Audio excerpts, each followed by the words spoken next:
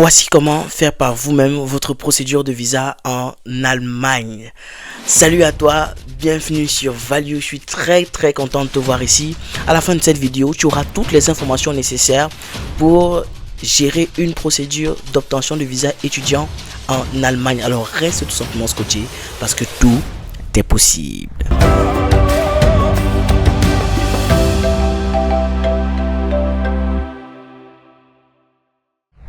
Tu es sur Value, la chaîne du peuple des valeurs africaines et la chaîne qui permettra ton avancement social, académique et même professionnel. Aujourd'hui, nous abordons un thème très intéressant. Il s'agit ici de la procédure de visa étudiant pour l'Allemagne. Alors, je tiens à te le préciser.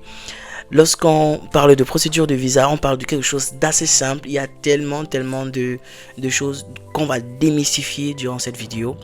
Et qu'est-ce que tu disais si je te parlais de liste A et de liste B? C'est assez étrange pour toi, non? Oui?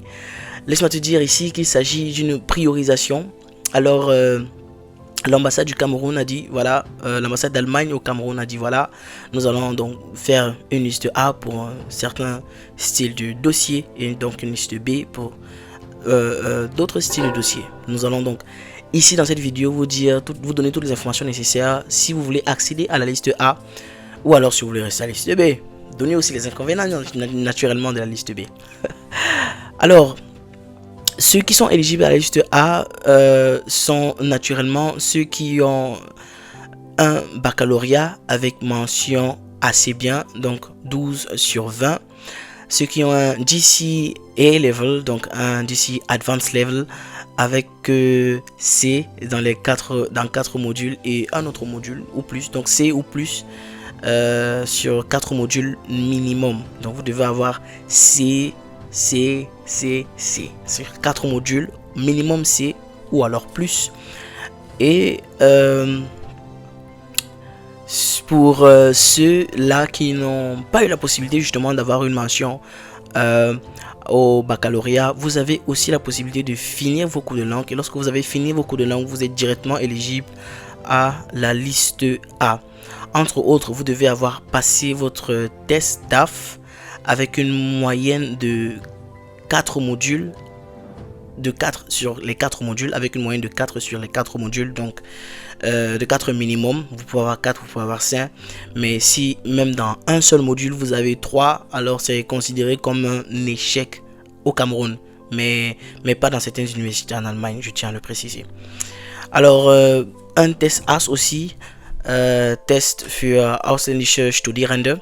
Donc là, vous devez avoir une moyenne allant de 100 à 130 naturellement. Toutes les informations que je donne ici sont présentes dans le site internet de l'ambassade d'Allemagne au Cameroun, que je vais aussi mettre en description. Vous pouvez aller chercher, vous pouvez vous renseigner vraiment, aller à la source, appeler si vous avez des préoccupations ou alors écrivez des mails. Vous serez répondu, même si c'est pas forcément toujours à votre temps voulu, je veux dire.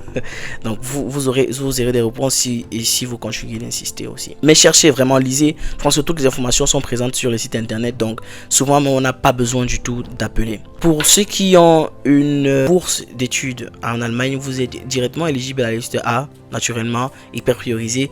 Vous êtes l'heureux bénéficiaire d'une bourse d'études. Alors, pour ceux qui veulent faire de la recherche, pour ceux qui veulent continuer en doctorat, vous devez avoir une confirmation de doctorat. Donc pour ceux qui veulent faire de la recherche, vous devez avoir une confirmation de doctorat pour justement pouvoir engager vos procédures. Là, je vais être sincère, je ne m'y connais pas tellement. Peut-être au fur et à mesure de l'évolution de la chaîne, j'aurai à faire des vidéos sur le sujet avec des personnes peut-être qui s'y connaissent. Mais là, je vais parler d'un sujet que je maîtrise quand même, entre autres. Hein? Entre autres.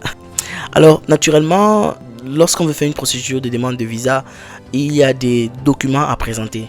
Et ces documents sont super importants. Je vais vraiment citer les documents les plus importants pour une procédure de demande de visa. Je dirais même les documents éliminatoires.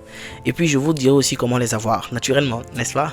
Nous sommes là pour ça. Le premier document est une preuve de cours de langue. Alors ici, si vous avez une mention au bac ou à la licence, la preuve de cours de langue justement pourra être un B1. n'est-ce pas? Ou alors un B2. Donc minimum un B1. Donc vous devez avoir une preuve de cours de langue de minimum un B1 pour ceux qui ont eu une mention bac. Et pour ceux qui n'ont pas eu une mention bac, vous devez avoir justement un test DAF. Ça c'est si vous êtes vraiment éligible à la liste A. Mais sinon, même en liste B, vous pouvez toujours postuler en B1. Mais je vous assure, le temps d'attente sera tellement énorme que vous aurez assez de temps pour aller dans un autre pays et fonder une famille avant de revenir, avant de recevoir votre rendez-vous pour, pour l'Allemagne. J'exagère un peu, mais c'est ça dans sa globalité. Vous devez avoir un compte bloqué chargé justement d'une somme de 11 904 euros, ce qui fera entre autres 992 euros par mois. Donc cela, les 11 000 justement vous serviront à vous gérer pendant un an, à être libre financièrement pendant un an. Et c'est aussi une obligation. Donc sans preuve de financement, vous ne pouvez pas arriver en Allemagne. En dehors de 11 000 euros, vous avez aussi une prise en charge, donc Verpflichtungserklärung, que vous pouvez faire signer par un proche. C'est aussi une preuve de logement, de financement, je vais dire, très tangible et très efficace lors de sa procédure de demande de visa. Donc vous avez le choix, soit de bloquer un compte ou de vous faire signer une prise en charge. Pour les bénéficiaires d'une bourse par DAAD, ou alors par une université allemande ou une autre institution allemande, naturellement, cela est déjà preuve de financement, est déjà une preuve de financement. Par contre, vous pouvez avoir des bourses qui vont à 500 euros par mois par exemple, ou des bourses qui vous couvrent jusqu'à 800 euros par mois. Or, l'ambassade veut une couverture financière de 902 euros par mois. Donc ce qui se fera ici, c'est que vous pourrez justement présenter votre bourse, mais bloquer un autre compte avec le supplément, donc avec l'argent qui va rester. Donc je vais expliquer ça de manière très basique. Vous bénéficiez de 500 euros et pour arriver à 900 euros, il faut 400 euros. Donc du coup, vous allez multiplier 400 euros par 12 et vous allez bloquer un compte avec les 400 euros multipliés par 12. Donc c'est ça. C'est très mathématique. Donc en gros, c'est ça. Donc vous devez justement avoir en tout et pour tout le compte bloqué plus votre bourse, 11 000 euros, les 11 904 euros que j'ai cité tout à l'heure. Naturellement aussi, vous devez avoir une acceptation dans une université en Allemagne. Pour ceux qui ont fini les cours de langue, vous avez juste besoin d'une acceptation, vous avez juste besoin d'être accepté par une université. Donc ils vont vous envoyer un document que vous allez donc présenter à l'ambassade le jour de votre demande le jour de votre rendez-vous. Qui font encore les cours de langue, qui ont un projet de continuer les cours de langue en Allemagne, vous pouvez aussi tout simplement vous inscrire dans une université ou demander l'acceptation dans une université, une place dans une université, et en même temps demander une place dans une école de cours de langue. Souvent ça va de pair, donc souvent des universités pourront vous orienter vers des écoles de cours de langue, pour justement vous aider à faire les choses de manière assez fluide, quoi.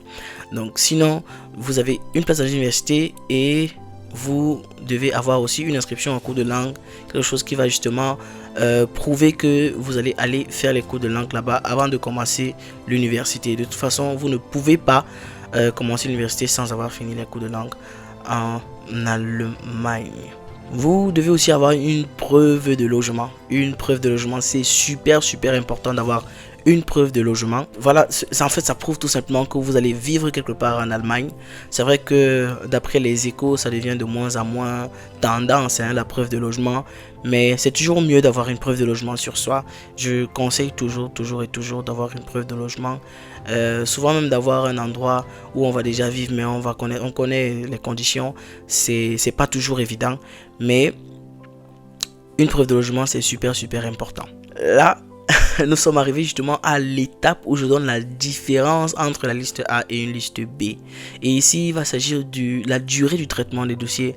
Lorsque vous demandez justement un rendez-vous à l'ambassade, vous avez jusqu'à 5 mois selon le site actuellement pour recevoir un rendez-vous. Donc de la demande de rendez-vous jusqu'à l'obtention justement du rendez-vous, ça peut prendre 5 mois ou moins, parfois plus d'après ce que j'ai entendu, mais ce sont des informations qui ne sont pas forcément vérifiées. Mais selon justement le site de l'ambassade, vous avez jusqu'à 5 mois pour recevoir votre rendez-vous à l'ambassade. Et ensuite jusqu'à 2 mois pour que vos documents soient étudiés et ensuite pour que vous receviez justement une réponse. Donc vous avez jusqu'à 2 mois pour recevoir une réponse. À une certaine époque, ça allait jusqu'à 3, 4, 6, 8 mois. Je ne connais pas vraiment les causes, mais ouais, ça pouvait durer autant de temps, hein. Pour mon cas, ça a fait 1 mois. Et pour d'autres cas, ça en a fait 6. Mais ouais, ça dépend vraiment des situations, vu que nous étions quand même en période de corona et tout. Donc c'était pas forcément évident. Et puis il faut toujours actualiser les informations justement parce que celles que je lis actuellement ne peuvent pas forcément être les informations nécessaires ou les bonnes informations dans 1 mois, dans 2, 3, 4, 5 mois. Donc il faut toujours et toujours actualiser les informations. Si vous regardez cette vidéo, actualisez vos informations. J'ai envoyé le lien. J'ai mis le lien dans la description. Donc actualisez vraiment vos informations, c'est super nécessaire. Donc on va s'arrêter là pour aujourd'hui. Nous allons maintenant entrer dans les détails. Dans les prochaines vidéos, nous allons vraiment entrer dans les détails de chacune de ces procédures là. Donc comment avoir votre admission à l'université, comment faire un compte bloqué, comment avoir une prise en charge. Donc c'est vrai que ça là c'est quand même assez évident. Donc nous allons parler un peu plus en profondeur de ça afin que vous puissiez justement gérer vos procédures tout seul, parce que c'est possible que vous le fassiez. Merci à vous d'avoir écouté cette vidéo. N'oubliez pas de vous abonner, d'activer la cloche de notification pour ne rater aucune de nos prochaines vidéos. Likez s'il vous plaît et surtout lâchez beaucoup de commentaires. Lâchez des commentaires à profusion parce que c'est ça justement, nous allons en parler, hein.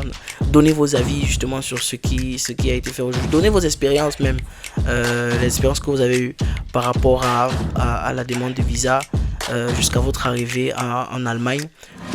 Partagez. Value vous dit au revoir, ciao.